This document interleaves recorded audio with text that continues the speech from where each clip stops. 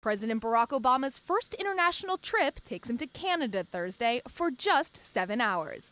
The visit is part goodwill gesture, but a host of issues confront the North American neighbors, from energy to the economy. And then there's the war in Afghanistan, a sensitive matter on both sides of the border. At the same time Obama is sending more U.S. forces to Afghanistan, Canada is planning to withdraw its 2,500 troops. They feel that they have really suffered and paid for their contribution in a way that I think they often feel isn't fully appreciated. In many ways, Obama's trip to Canada is largely symbolic. U.S. presidents traditionally make Canada their first international stop after taking office, though George W. Bush did snub the neighbors to the north by making his first trip to Mexico.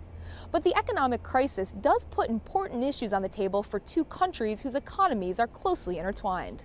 Among Canada's chief concerns is a Buy America clause in the economic stimulus Obama signed into law on Tuesday. The provision requires that U.S. iron, steel, and other manufactured goods be used for public projects funded under the bill.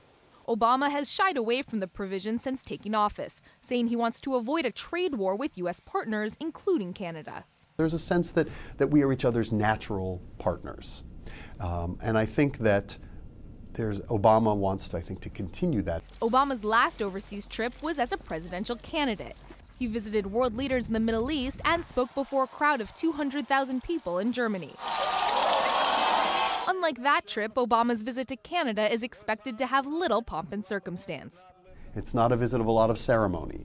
I think that's not what he's looking to do about this. It's more of a working visit instead. Obama will meet with Canadian Prime Minister Stephen Harper and members of the Canadian Parliament. Julie Pace, The Associated Press, the White House.